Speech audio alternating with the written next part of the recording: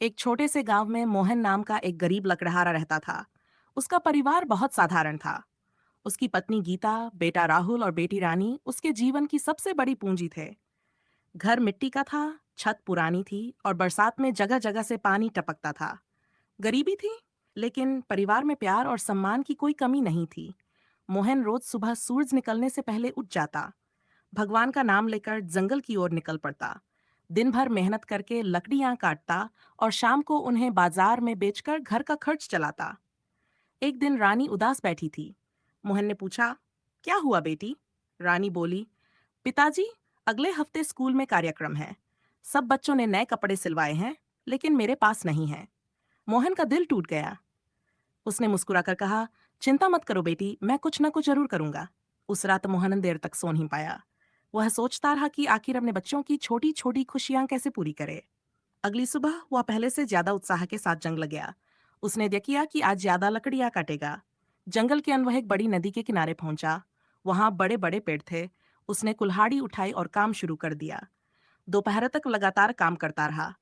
तभी अचानक उसका हाथ फिसला और उसकी पुरानी लोही कुल्हाड़ी नदी में गिर गई। अरे, मेरी कुल्हाड़ी! वह दौड़कर नदी के किनारे पहुंचा, लेकिन कुल्हाड़ी गहरे पानी में गायब हो चुकी थी। मोहन घुटनों के बल बैठ गया। उसकी आंखों में आंसू आ गए। हे भगवान, अब मेरा परिवार कैसे चलेगा? वह रोने लगा। अचानक नदी का पानी चमकने लगा। चारों तरफ दिव्य प्रकाश फैल गया। नदी से एक देवता प्रकट हुए। उन्होंने पूछा, बेटा तुम क्यों रो रहे हो? मोहन ने सारी बात बता दी। देवता मुस्कुराए और नदी में डुबकी लगाई। कुछ देर बाद वे सोने की चमचमाती कुल्हाड़ी लेकर आए। क्या यह तुम्हारी कुल्हाड़ी है? मोहन ने देखा और कहा, नहीं महाराज, मेरी कुल्हाड़ी तो लोहे की थी। देवता फिर पानी में गए। इस बार वे चांदी की कुल्हाड़ी लेकर आए। क्या ये तुम्हारी है? मोहन ने फिर मना कर दिया। तीसरी बार देवता उसकी पुरानी लोहे की कुल्हाड़ी लेकर आए। मोहन खुशी से बोला, हाँ महाराज, यही मेरी कुल्हाड़ी है। देवता उसकी ईमानदारी से बहुत प्रसन्न हुए। उन्होंने कहा, तुमने सच बोला है, इसलिए मैं तुम्हें तीनों कुल्हाड़ियां देता हूँ। मोहन ने हाथ जोड़कर धन्यवाद दिया। घर पहुंचकर उसने पूरी बात अपने परिवार को बताई। गीता की आंखों में खुशी के आंसू आ गए। राहुल बोला, पिताजी, आपकी ईमानदारी का फल मिला है। कुछ दिनों बाद मोहन ने सोने और चांदी की कुल्हाड़ियों को बेच दिया। उसे काफी धन मिला, लेकिन उसने उस धन का गलत उपयोग नहीं किया। उसने सबसे पहले घर की मरम्मत करवाई, बेटी रानी के लिए नए कपड़े खरीदे, राहुल की पढ़ाई का इंतजाम किया। फिर भी उसके पास काफी पैसा बच गया। मोहन ने सोचा, भगवान ने यह धन सिर्फ मेरे लिए नहीं दिया है। उसने गांव के गरीब लोगों की मदद करनी शुरू कर दी। किसी के घर में खाने की कमी होती तो मदद करता, किसी बच्चे की फीस नहीं भर पाता तो वह भर देता। धीरे धीरे पूरे गांव में उसकी प्रशंसा होने लगी। लेकिन गांव में एक लालची साहूकार भी रहता था, जिसका नाम रघु था। जब उसने मोहन की कहानी सुनी तो उसके मन में लालच आ गया। उसने सोचा, अगर एक कुल्हाड़ी से इतना धन मिल सकता है तो मैं भी यही करूंगा। अगले दिन वह नदी के किनारे गया।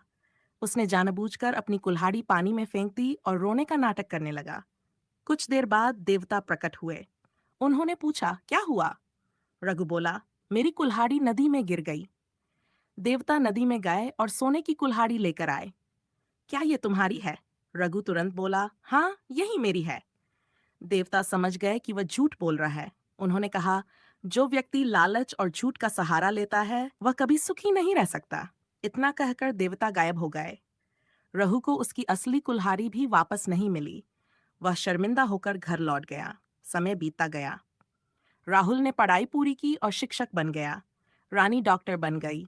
दोनों अपने पिता की ईमानदारी को अपनी सफलता का आधार मानते थे। एक दिन गांव के स्कूल में ईमानदारी पर भाषण प्रतियोगिता हुई। राहुल ने अपने पिता की कहानी सुनाई। सभी लोग भावुक हो गए। स्कूल के प्रधानाचार्य ने कहा, मोहन जैसे लोग समाज के लिए प्रेरणा होते हैं। कुछ वर्षों बाद मोहन बूढ़ा हो गया। लेकिन आज भी गांव में जब किसी बच्चे को सच बोलने की सीख दी जाती तो लोग कहते, मोहन लकड़हारे की तरह ईमानदार बनो। मोहन मुस्कुराता और कहता, धन खत्म हो सकता है लेकिन ईमानदारी कभी खत्म नहीं होती। और इसी ईमानदारी ने एक गरीब लकड़हारे को पूरे गांव का सबसे सम्मानित व्यक्ति बना दिया। शिक्षा, सच्चाई और ईमानदारी जीवन की सबसे बड़ी दौलत है। जो व्यक्ति कठिन परिस्थितियों में भी सच का साथ नहीं छोड़ता, भगवान और समाज दोनों उसका सम्मान करते हैं। अगर आपको यह कहानी पसंद आई हो तो वीडियो को लाइक, शेयर, कमेंट और चैनल को सब्सक्राइब जरूर करें।